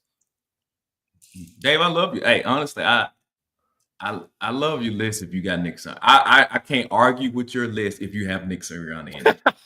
I cannot argue against it, right? Because in any argument I have, your Nick Sirianni hammers the point home. Yeah. Nick Sirianni, Mike Tomlin. Yeah. I do want to see Mike Tomlin somewhere else, though. I gotta be honest, man. if you consider Mike Tomlin a top 5 coach, how the hell have you blown out that front office yet? What do you mean? Why haven't you fired the general manager, all those guys in charge of putting the players in front of him? I'd rather him go to another team that's got a better general manager. That's what I'm trying to say. I got you. I think the Pittsburgh Steelers are extremely traditional, conservative organization. Yeah. So I think they run it in the manner of a hierarchy pyramid, and where you at is where you're at. You're gonna do your job. Mm-hmm. So I think they are that. So, and I don't know how much the head coach over there has decision making above people on a hierarchy tree or pyramid, and what they, and what happens with them. So I think that's just how. Which I don't prefer organizations like that. I think well-run organizations are that way, but I think that's like Sean. I feel like Sean Payton, and you can correct me if I'm wrong. I feel like Sean Payton could have a problem with talent acquisition and get the GM fired. He definitely could. Yeah, you know what I mean? Yes. Yeah. Yeah. So I think he can do that. Not saying that Mike Tomlin can't. I just don't see an organization that's built like that. I guess the one big criticism I have for Mike Tomlin, if we're gonna take the players out of it, is like Matt Canada at OC for all those years, and then moving to Arthur Smith. Nah, I agree with you on that. Just a archaic, stale style of offense, man. I don't like that. Yeah, totally agree. All right, no disagreements there. I think he messed up. I think he has messed up on assistant coaches, but I also believe, which I don't blame Tomlin for, I also believe because of what they did with Big Ben, going 2 or 3 years too long, killed the organization, because it puts you in a situation where you damn near got to tell your head coach, I need you to lose. I need you to lose. If you lose, we can fix this. But continuing to be middle of the road, we can't fix it. Right. At middle of the road. You can't do it. That's the worst. I think that's the worst position any organization can be in, middle of the road. Especially when you're just good, when you're good on one side of the ball and you're not at all on the other side. No. Yeah. Because it takes big moves. So if you're middle of the road, now what you got to do, you got to get rid of assets and clear cap space. That's what you got to do. So they tried that a little bit, but and I'm sure it's other Steelers fans that just speak more to it than me, but I think they attempted to do that, but it just don't work. You can't go. You went and drafted a guy. Granted, he was the first quarterback pick, like 14. Kenny Pickett, and I think you reached on that. I think it was pick 20. Was he 20? I thought he was about 14, 15. But I'm okay, gonna look it up, man. No, that's fine. I mean, but yeah, like he was a late first rounder, which those guys have a much smaller chance of hitting than guys picked in the top. Exactly. And you knew he couldn't have been that good because he went to a decent organization. Yeah, he was the 20th overall. 20th pick. Okay, so 20th pick, but yet the first quarterback pick. So, bro, Pittsburgh, you got to be sorry, bro. You just got to be sorry. But you got to be sorry. It is what it is. Just got to be sorry a year or two. Yeah, I wonder if this might be a year where they could get aggressive, man. I still haven't followed the quarterback and like the NFL draft stuff too quickly now, but it seems like the perception around this year's draft class is, slightly, going up week by week in terms of the amount of first-round quarterbacks they feel like there are. We'll have to see. This last one was absolute booty. I wonder if you almost sit Cam Ward down like you do Wasn't Jared Goff benched for a little bit? I know he didn't start immediately as the first overall pick, but after he started, wasn't he sat down a little while just so Jeff Fisher couldn't ruin him even further until they got McVay? Man, I don't even recall, but I know they sat at Carolina last year. Yeah. I wonder if you almost do that. I don't know, man. With some of these quarterbacks that got bad habits, you don't want to continue to reinforce them to an extent. It's a fine line to draw, but what was the point I was trying to make with that? Yeah, I don't know. This quarterback class might be half decent, man. And it would be nice to see the Steelers get a modern philosophy there on the offensive side of the ball, man. But Mike Tomlin has to push for it, man. He's got it. No, I agree. Yeah, I agree. I agree. My question is, I don't know who they. I think they need a big body type of quarterback. Yeah. Somebody who embodies the toughness. Right. I think Jackson Dart would have been a heck of a pickup at Pittsburgh. I think. Oh my God, I hate to say it. I wouldn't mind seeing them try Anthony Richardson. Dude, that would be amazing. I wouldn't mind seeing that. But I think it's that type of quarterback that they need. Now, Sellers at South Carolina don't look good to me. Dude, he's a disaster.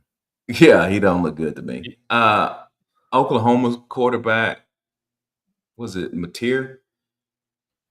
Yeah. I don't know if he's an NFL quarterback, bro. I'm sorry. I'm just going to call it down the middle. I don't think he's an NFL quarterback. Who else is out there, Dave? Here, I'm pulling up a list here for us to take a look at. And a lot of these quarterbacks, man, they got good size. Let's see here. So this is PFF's big board right now. It changes fairly often. Fernando Mendoza, 6'5", 225. Dante Moore, 6'3", 206.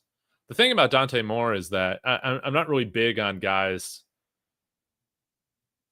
who have just started 1 year in college. I don't think that their track record of success is very good in the NFL, guys who have only been a 1 year starter. Ty Simpson, I know you're a big SEC guy. What have you thought of his play this year? You know who he reminds me of? Matt Jones. Yeah. I wouldn't waste it. I wouldn't draft him in the first round. That's me. That's fair. I thought Mac Jones was a day 2 guy. Norris Sellers, yeah. Sam Levitt. How tall is he? 6'3", 240. But he just plays.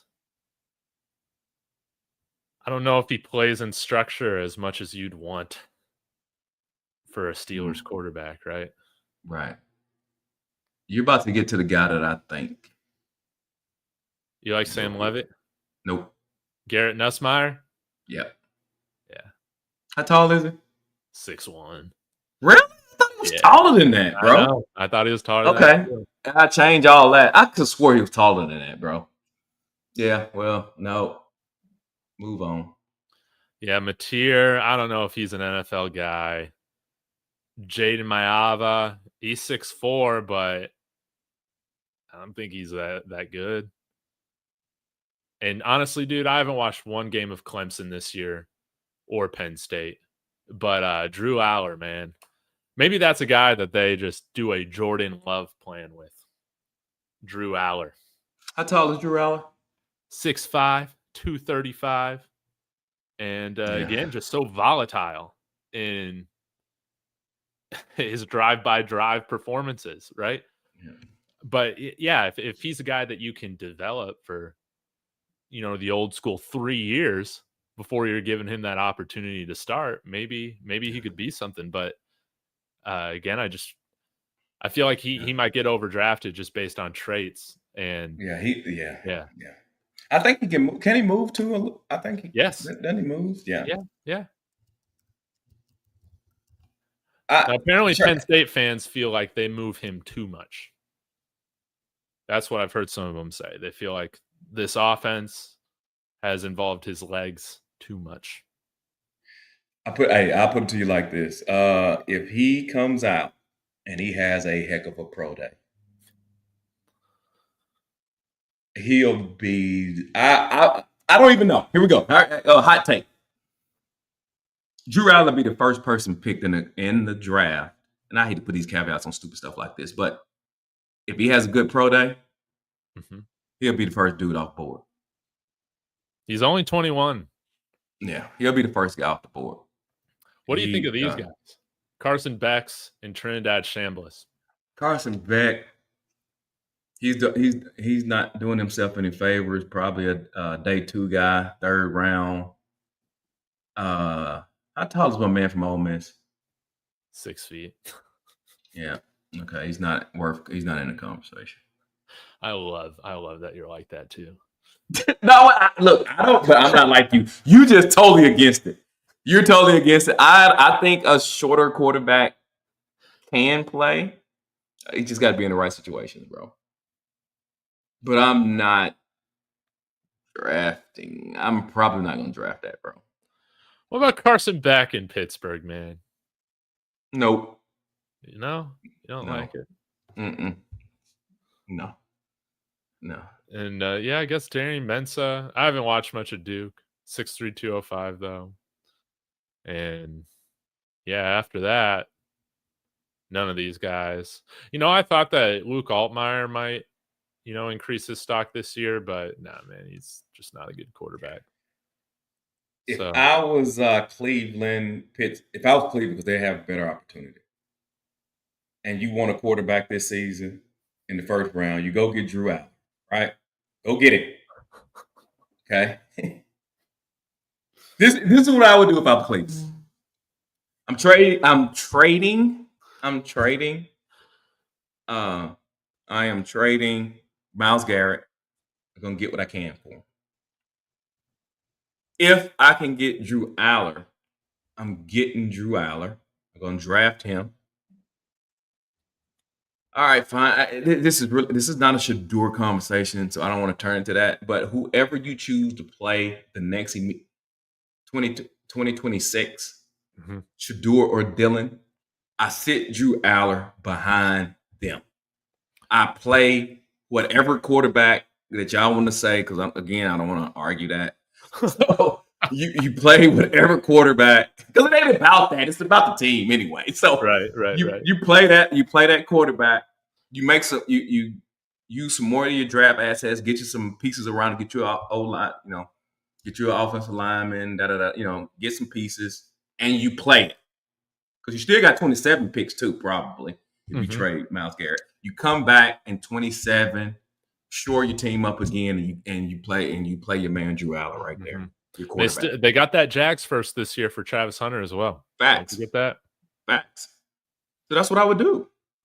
And then the conversation can be, why are you giving Dylan Gabriel only half the starting reps week after week to get Drew Aller ready, right? That conversation will never be broached.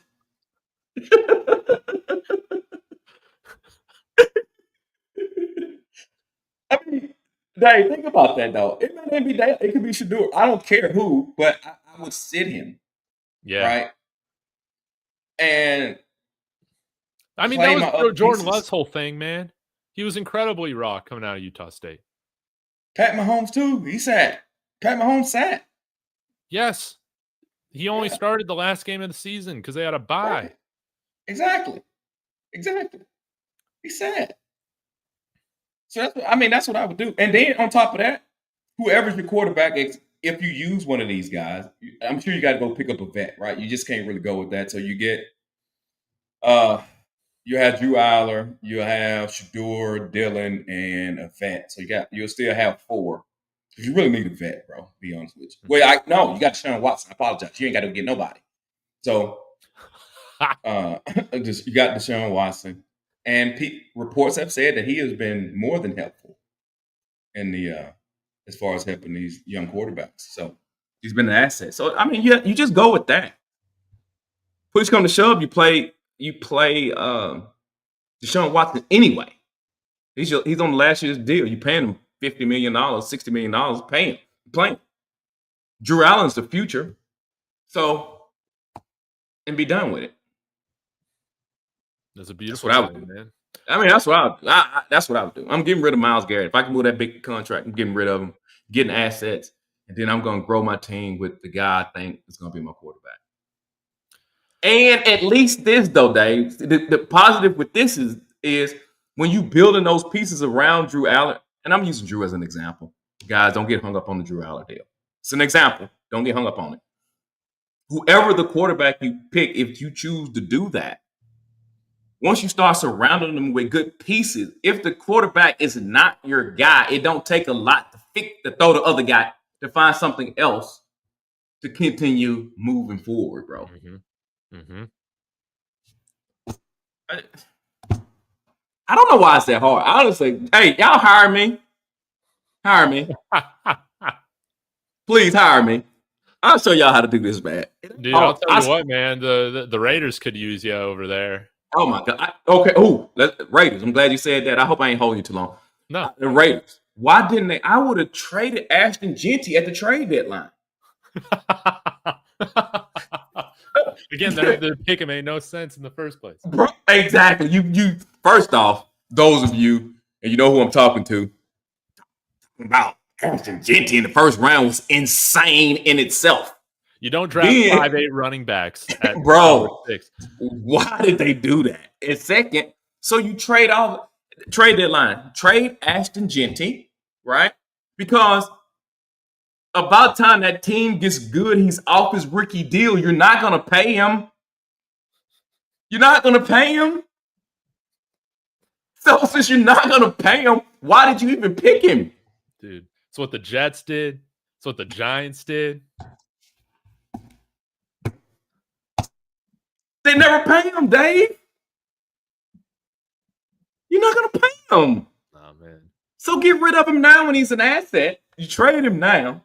He's on a rookie deal. Somebody need a running back. Try to get your pick back. You ain't gonna get a first for him. So you know that you might get lucky and get a second, low second. You probably can get a third for sure. So hey, hold on, Dave. That tells you how important the pick is. You couldn't even sell him for what you bought him for. Yeah, that's bad, man. Dude, that's bad. And I imagine they try and go with one of these guys. I don't know who's going to be the right fit.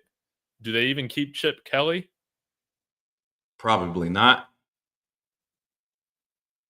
But now, I get it. Chip Kelly said yesterday that he's got word that Chip Kelly was a Tom Brady guy, not a Pete Carroll guy. Oh, well, then Isn't that interesting? Yeah, that's a problem. That's a problem. If he come on, man. You know, in the NFL, you got the head coach need to pick his coordinators, bro. Yeah, man. Yeah. Tom Brady might be more like Michael Jordan when it comes to being a team owner than. Hey, 100%. But you would think he'd be better than Michael Jordan because Tom Brady, once upon a time, was sorry. Yeah. I mean, let's just call it what it is. I mean, he was Brock Purdy, bro. Right. But it is kind of weird now that you think about it. It's like none of the, Chip Kelly wasn't. He's not a Pete Carroll type of OC that he's like. Nope, he ain't even that. He's not even that. Honestly, Pete Kelly is a college OC. That's what he is. Did they even have a good? Did he ever have a good offense in any of his times in the NFL? Oh, no. Maybe that first year in Philly when they were freaking practicing on Saturdays and, tracking their sleep and electrolyte intake, and they were running a whole bunch and trying to snap the ball every 25 seconds. Yeah, I don't recall, but he's in the NFL. Kelly's in the NFL because he can't stand college football. I mean, I don't blame him. I don't He blame him. cannot stand it. Now, has he? Okay, guys, listen. Has Chip Kelly came out and said, "I don't like college football"? No, he has not. He's never said that. Nobody's going to burn bridges. What he said though is he is not a fan of recruiting. Okay, he is not that. And if you're not that, you don't like college football. So that's why he keeps trying to leave. He keeps trying to leave, bro. He don't like it. He don't like it, bro. Well, he's gonna have to learn college again. Yeah, because like he's gonna be headed That's that way, man. I think you got to get rid of him, man. It's crazy how bad this Raiders offense is, man. I think they're averaging like under 20 points a game. I think they got like the second worst offense in the NFL right now. Well, I mean, when you went and drafted a dude out of Boise State as your starting running back, dude, I'm so glad they didn't get Sam Darnold. They got Geno Smith instead. Yeah. I was wrong on Geno Smith, man. I thought he'd be better too. I ain't gonna lie to you. I thought he'd be better too. Yeah, Chip also can't stand black people, but he loves football. Oh, that's crazy. That's crazy. That's crazy. There's always been those narratives about him, man. And with how he's have Geno Smith playing right now, it's hard to disagree. Man, it's crazy. But I don't know, Dave. I mean, that's what I would do. So I don't know who's coming out at the quarterback position, bro, and who's going to be. I think Dante Moore should come back. Ty Simpson should probably come back. Sellers needs to come back and transfer. For facts. Levitt needs to come back. Nussmeier, I guess he's out of eligibility, so he needs to go somewhere and sit. Mateer, probably better for another year. Dude, all these guys. Drew Aller, can he grad transfer? Or is he out of eligibility? I forget. I don't know how much. He's played 4 seasons. Okay, so he's probably got to go then. He didn't redshirt. 2022. Let me see how many games he played. 2022, he may have redshirted that season. I don't know how many games he played that season. Here, I have to look it up. Let me see. Because he only had 35 passes in 2022. So I'd have to. Interesting. Well, yeah, they don't have him as a redshirt senior on here. I would assume he's out of eligibility then. But yeah, he played. Yeah, what? He burned a record 35 pass attempts. Yeah. Hey. So I guess he was a change of pace guy. Huh. 2 completions, 6 completions. I'm going down the games. 2 completions in 2022. So he had to be a change of pace guy. Interesting.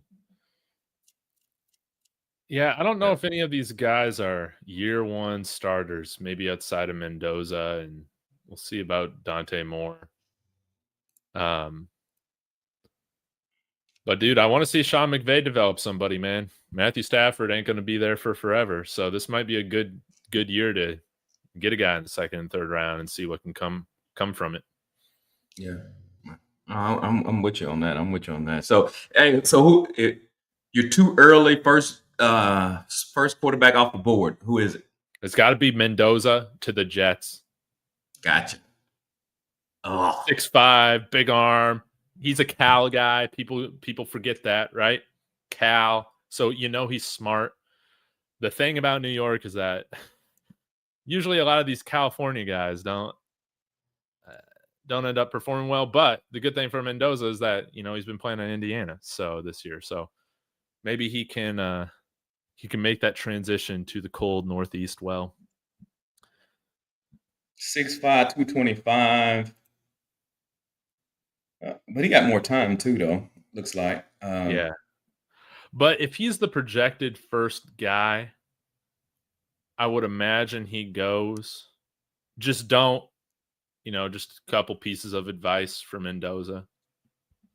Throw at the fucking Senior Bowl or the Shrine Bowl. Hire an agent. Do a couple of those things, and you'll be drafted first overall, my man. I'm going to leave that right where you put it. Not touching that.